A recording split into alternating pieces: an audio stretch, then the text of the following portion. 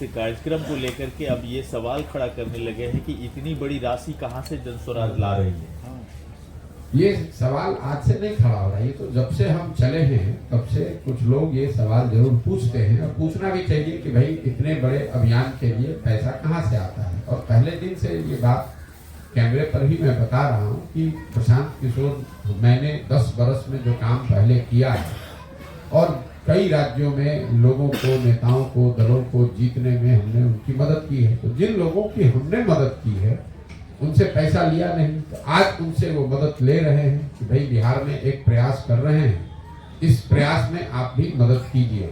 और 5-6 राज्यों में जहाँ पर भी हमने काम किया, जहाँ लोग चुनाव जीते, वहाँ सरकार चला रहे हैं, वहाँ पर एक बहुत बड़ी संख्या में ऐसे लोग हैं जिन्होंने मेरा काम देखा है, जो प्रशांत किशोर को जानते हैं, वो लोग मदद कर रहे हैं।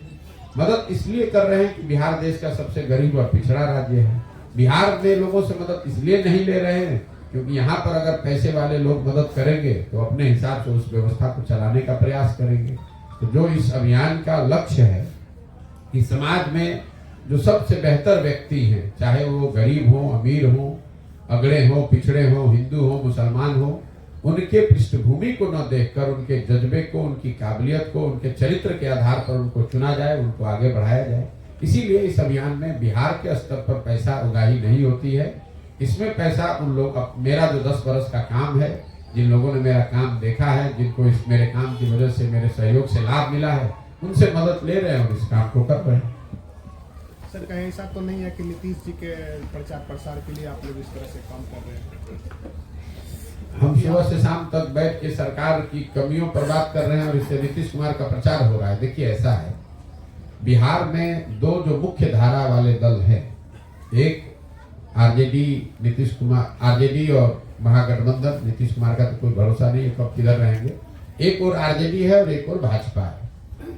ये दोनों बीच में नीतीश कुमार है, कभी भाजपा के साथ, कभी आरजेडी के साथ। इन दोनों धाराओं के दलों को बिहार में मुफ्त में वोट लेने का आदत लग गया है, जिसको मुफ्तखोरी कहते हैं। भाजपा को बड़ी संख्या में ऐसे लोग वोट दे देते हैं जिनको भाजपा से कोई लगाव नहीं है, जो भाजपा के उम्मीदवारों के प्रति कोई सिंपैथी नहीं रखते हैं, उनको भाजपा के विचारधारा में यकीन नहीं है, भाजपा के कार्यक्रमों से, नेताओं से प्रभावित नहीं है।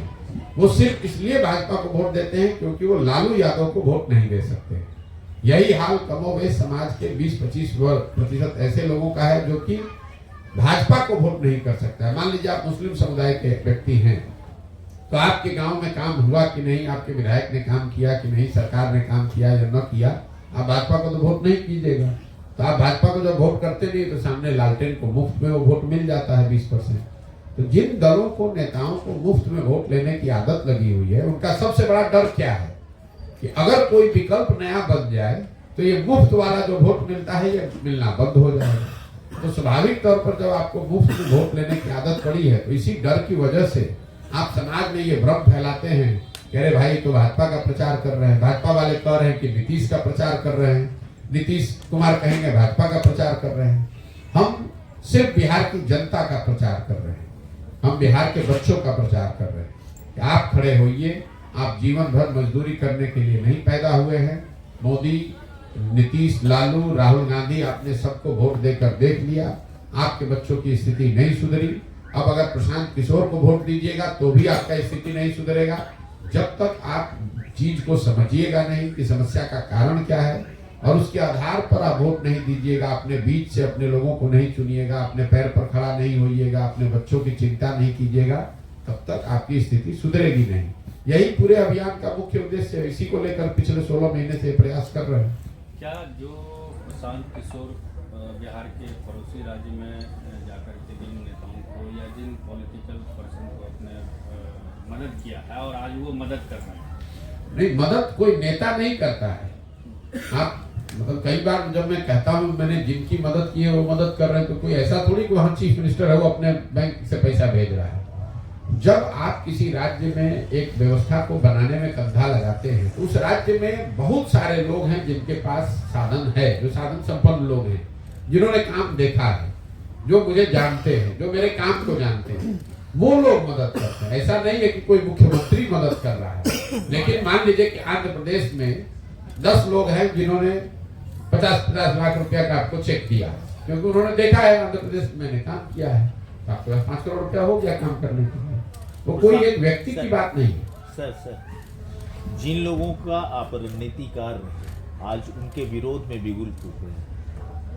नहीं, ये आपकी सोच है। हम ना किसी के पक्ष में है ना किसी के विपक्ष में। बिहार में तो आप थे ना, हम भैया नीतीश कुमार क्यों, हमने 14 में मोदी का भी अभी अभियान हमने चलाया यही है, बात मैं नीतीश कुमार का भी चलाया है, लेकिन 10 बरस वो काम करने के बाद हमने ये देखा कि जो दल और नेता जीतते हैं उससे जनता का जीवन नहीं बदलता है। बिहार में 15 में हमने नीतीश कुमार की मदद की, वो चुनाव जीते।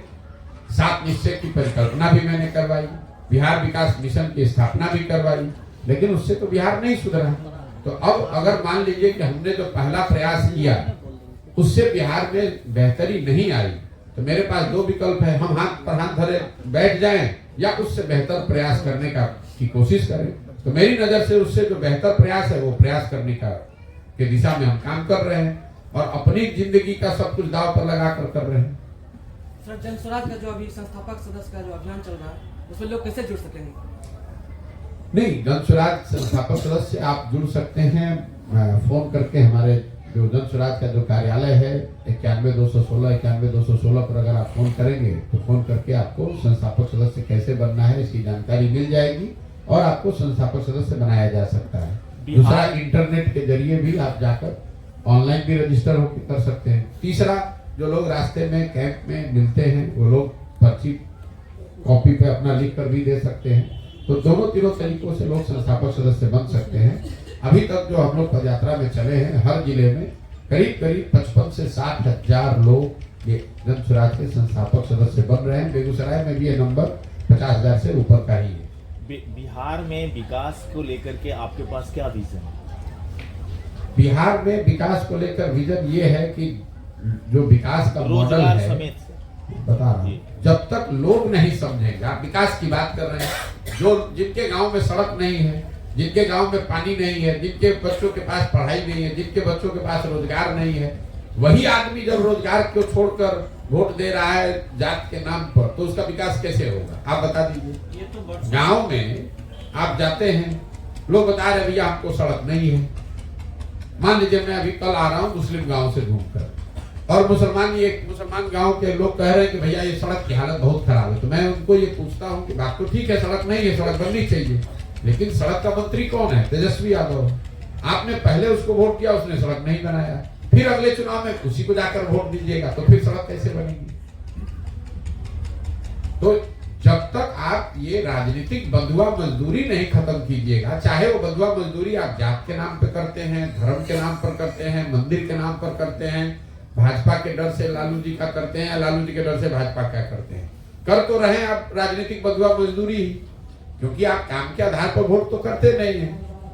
अगर भाजपा ने यहाँ कोई फैक्ट्री लगा दी होती तब आप वोट करते, वो समझ में आता, लेकिन वोट तो यहाँ पर लोग मोदी जी के नाम पर करेंगे, धर्म के नाम पर करेंगे, मंदिर के नाम पर करेंगे, तो आपके यहाँ फैक्ट्री कैसे लगेगा? जब मंदिर की बात आती है तो हाल ही में जो अयोध्या में राम मंदिर में प्राण प्रतिष्ठा हुई, आप उसको धर्म के नजरिए से देखते हैं या राजनीतिक नजरिए? भैया, मंदिर की जो प्राण प्रतिष्ठा हुई है वो तो धार्मिक अनुष्ठान ही है। करने वाले लोग जो जिन लोगों ने अनुष्ठान किया वो लोग राजनीतिक हैं। स्वाभाविक है जब इतनी बड़ी कोई घटना होती है, सो कॉल्ड वर्षों के दशकों के संघर्ष के आंदोलन के बाद अगर कोई मंदिर बना है तो उससे जुड़े हुए लोग उसका लाभ अपने अपने तरीके से सब उठाना चाहे। जो वहां पर बाहर दुकान चला रहा है अपना समोसा चाय बेचकर फायदा उठा रहा है, जो वहां पर रहने वाला होटल चला रहा है होटल का रेट बढ़ाकर पैसा कमा रहा है, जो गाड़ी चला रहा है वो गाड़ी चलाकर पैसा कमा रहा है, जो मंदिर से जुड़े हुए लोग हैं वो उस हिसाब से कमा रहे हैं, जो राजनीतिक लोग जुड़े हुए अपनी राजनीतिक रोटी सेक कर उसका फायदा उठा रहे हैं। भगवान राम को प्रशांत किशोर किस नजर से देखते हैं? भगवान राम को किस नजर से देखते हैं इसका तो कोई बहुत महत्व नहीं है। ये तो हमारा आंतरिक मामला है कि हम भगवान को कैसे देखते हैं। मैं बहुत रिलीजियस आदमी नहीं हूँ, मेरा रिलीजन से कम स्पिरिचुअलिटी में मेरा यकीन है। हमारा मंदिरों में जाने का और वहां पर जाकर बहुत पूजा करने का बहुत मेरा स्वभाव नहीं है। भगवान में मेरी आस्था है, उसी नजरिए से हम देखते हैं। दियारा के क्षेत्र में है श्रीमान, दियारा में कटाव की बड़ी समस्या है और उस कटाव को लेकर के केंद्रीय मंत्री यहाँ गिरिराज सिंह सांसद राशियां भेजी जाती हैं, काम होता है लेकिन ठीक नहीं होता है, समस्याएं ज्यों की त्यों रह जाती हैं। आज तो आप उसे देखने का भी कोशिश करें कम से कम इस स्थल पर। मेरे भाई हम 16 महीना से देख रहे हैं। दियारा क्षेत्र सिर्फ बेगूसराय में तो है नहीं, यहाँ नदियों के कटाव का जो मामला है सिर्फ दियारा में नहीं है, नेपाल से लगता हुआ जितना बिहार का एरिया है, पश्चिम चंपारण में, शिवहर में, पूर्वी चंपारण में, मधुबनी में, जितने ये जिले हैं वहां पर नेपाल से आने वाली नदियों की वजह से हजारों एकड़ जमीन कटती है, नदियां अपनी धारा बदल लेती हैं, उससे जमीन बर्बाद हो जाता है। तो दियारा बिहार में 13 करोड़ जो आबादी है, आपकी जानकारी के लिए बता दूं, करीब करीब 2.25 करोड़ आबादी दियारे के क्षेत्र में रहती है पूरे बिहार में। और दियारा की समस्या पटना से जो सटा हुआ दियारा है वहां पर भी वही है जो यहाँ बेगूसराय में है। जो पटना से सटा हुआ एक दियारा, मेरे ट्विटर पे एक वीडियो है, वहां पर एक वहां के मुखिया जी ने खड़े होकर वीडियो पर ये बात कही है। पटना से 6-7 किलोमीटर दूर है। वहां किसी जमाने में कर्पूरी ठाकुर गए थे, क्योंकि कर्पूरी ठाकुर जी को अभी देश रत्न दिया गया, तो मैं आपको उदाहरण दे रहा हूँ। और कर्पूरी ठाकुर के बात को कोट करते हुए वहां के उस बूढ़े मुखिया ने कहा कि उस जमाने में कर्पूरी जी ने कहा कि इस एरिया में लोग जिंदा कैसे हैं, और वहां से लेकर आज तक उसी गांव में कोई परिवर्तन नहीं आया। तो दियारा पूरा बिहार ही पिछड़ा है, उसमें दियारा क्षेत्र में लोग और भी समस्या है। गिरिराज जी ग्रामीण विकास मंत्री हैं, यहाँ के सांसद हैं। हमको यहाँ पर बेगूसराय में चलते हुए ऐसा तो कुछ नहीं दिखा कि उनके मंत्री होने से बेगूसराय में कोई बहुत बेहतरी कहीं दिखी हो, ऐसा तो मुझे लगा नहीं, या लोगों से सुनने को नहीं मिला। कर्पूरी ठाकुर वाली बात जो सर आप बोले हैं, उसी पर पटना में नीतीश कुमार का भी बयान आया है कि उनसे क्या बता रहे हैं कि परिवारवाद की राजनीति हमने नहीं। चलिए ना, नीतीश कुमार के बात को आप लोग, नीतीश कुमार जब जहां है उसके हिसाब से बात करते हैं। जब भाजपा के साइड जाना होगा तो परिवारवाद दिखने लगेगा, जब भाजपा को छोड़कर लालू जी के साथ जाना होगा तो उनको संप्रदायवाद दिखने लगता है। आपको लगता है नीतीश कुमार फिर से पलटी मारेंगे? किसी को नहीं मालूम है, नीतीश कुमार को स्वयं को नहीं मालूम है कि वो कहाँ रहेंगे। जो आदमी अपने जीवन के अंतिम दौर में पहुंच गया है, वो सामाजिक राजनीतिक हर नजरिए से नीतीश कुमार का ये अंतिम दौर चल रहा है। अब अपना छटपटाहट में कभी दाएं कभी बाएं कर रहे हैं, उससे कुछ होने वाला नहीं है। अभी चुनाव होगा, नीतीश कुमार को उनकी राजनीतिक औकात बिहार की जनता दिखा देगी। मैंने पहले कहा है, आपको फिर से दोबारा कैमरे पर कह देता हूँ, आज तक मैंने अगर चुनाव को लेकर कोई भविष्यवाणी की है, बहुत मैं करता नहीं हूँ, तो शायद ही कभी गलत हो सकता है, गलत नहीं होता है। बिहार के चुनाव के नजरिए से, लोकसभा के नजरिए से मैं आपको कैमरे पर बता देता हूं, महागठबंधन में नीतीश कुमार अगर चुनाव लड़ेंगे तो उनके दल जदयू को 5 सीट भी नहीं आएगा। और ये 2 महीने से हम बात कह रहे हैं, और उनके दल वाले भी समझ रहे हैं कि अगर प्रशांत किशोर कह रहा है तो 5 सीट नहीं आएगा।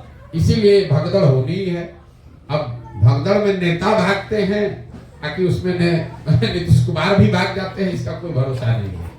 उनको वो घबराहट बिल्कुल स्वाभाविक है, उनको दिख रही है, ऊपर से कुछ नहीं कहें।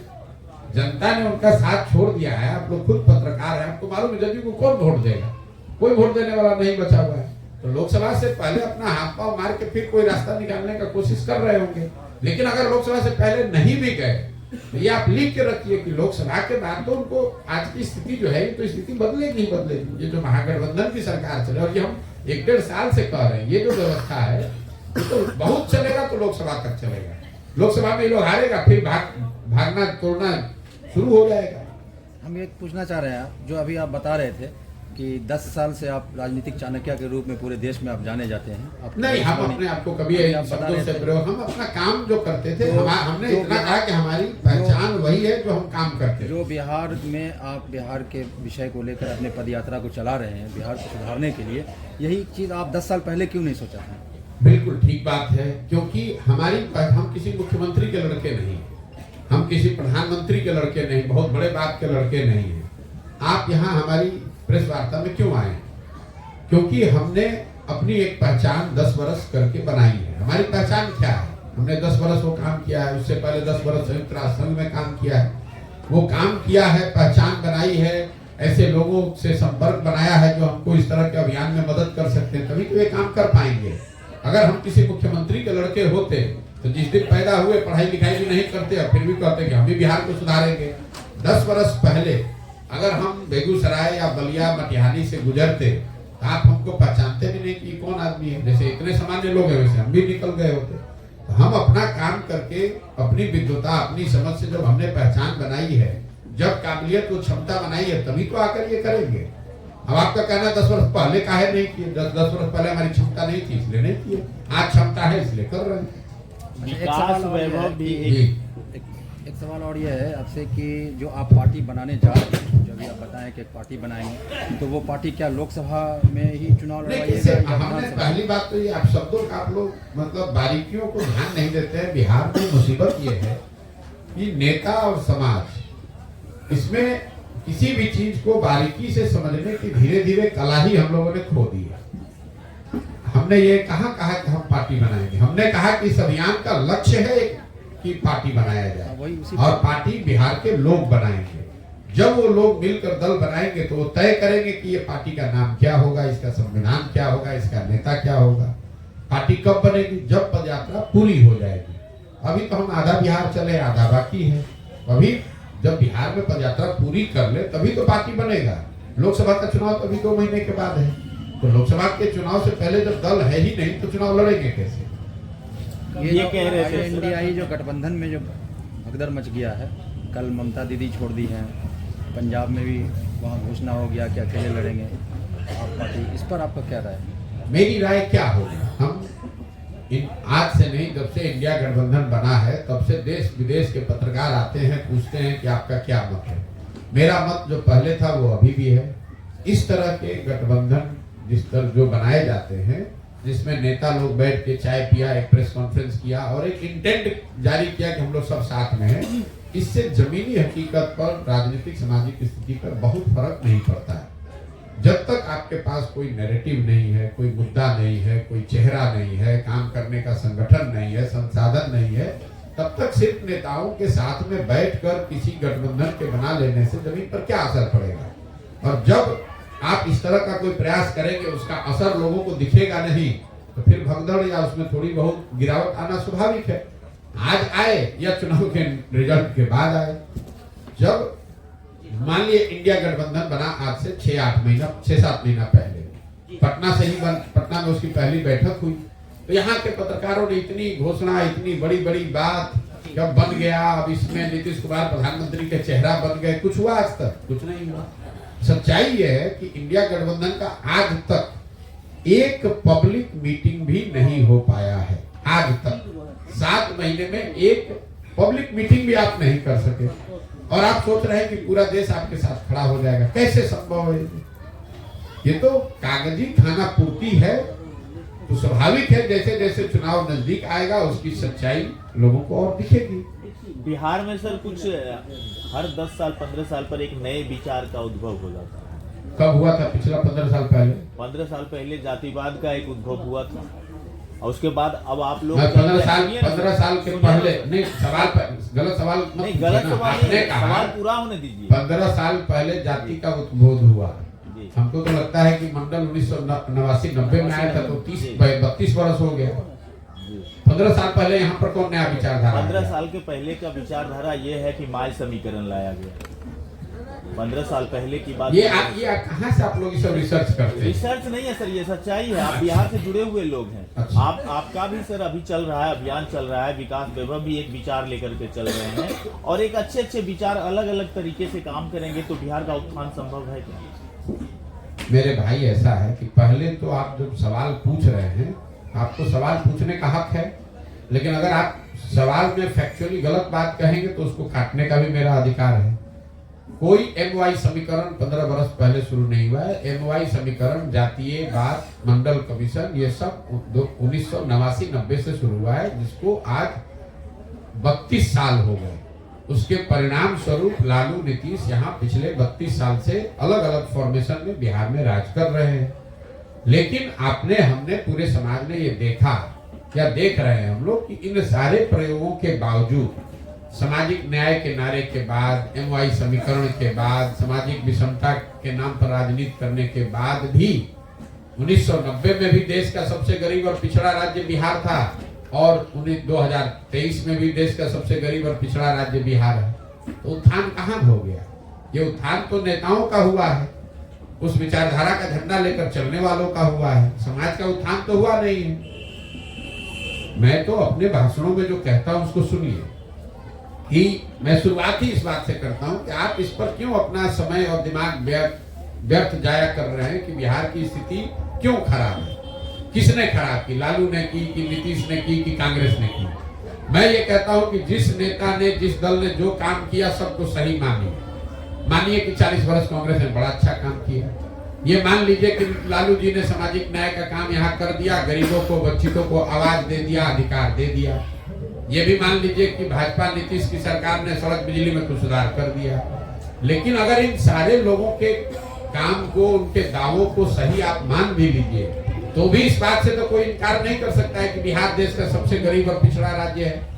इस बात से तो कोई इनकार नहीं कर सकता है कि सबसे ज्यादा 2 करोड़ बिहार के बच्चे ही पलायन कर रहे हैं।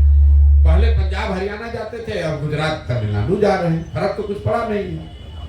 ये इससे तो कोई इनकार नहीं कर सकता है कि बिहार में शिक्षा व्यवस्था जो 1990 में थी उससे ज्यादा ही खराब स्थिति में आज है। तो आपके बच्चों की शिक्षा की स्थिति सुधरी नहीं, रोजगार की स्थिति सुधरी नहीं, यहाँ इंफ्रास्ट्रक्चर सुधरा नहीं, नई फैक्ट्रियां लगी नहीं, लोगों की आय बढ़ी नहीं, कृषि में कोई आमूलचूल सुधार दिखा नहीं। तो आप चाहे जिस नेता का, जिस झंडा का, जिस विचारधारा का भी प्रचार कर लीजिए, बिहार में तो सुधार हुआ नहीं है। तो समाज को इस बात को संज्ञान लेना पड़ेगा और समाज को उसको सुधारने के लिए नए प्रयास करने होंगे। क्या बिहार में जो ये नया दल बनेगा, आने वाले दिनों में जो नया दल बनेगा, तो नया दल बनने के बाद क्या वो पॉलिटिकल किसी अलग पार्टी से जुड़ेगी या फिर ये अपने पार्टी? बिल्कुल नहीं। जो जन स्वराज की परिकल्पना है, इसमें जब ये दल बनेगा तो 243 सीटों पर ये दल चुनाव लड़ेगा। 242 नहीं, 243 सीट पर ही चुनाव लड़ेगा। किसी तरह के कोई गठबंधन आर्थिक, सामाजिक, वैचारिक आधार पर संभव ही नहीं है। अगर वो करना होता तो इतनी मेहनत क्यों कर रहे होते? जी बोलिए। ठीक है भैया।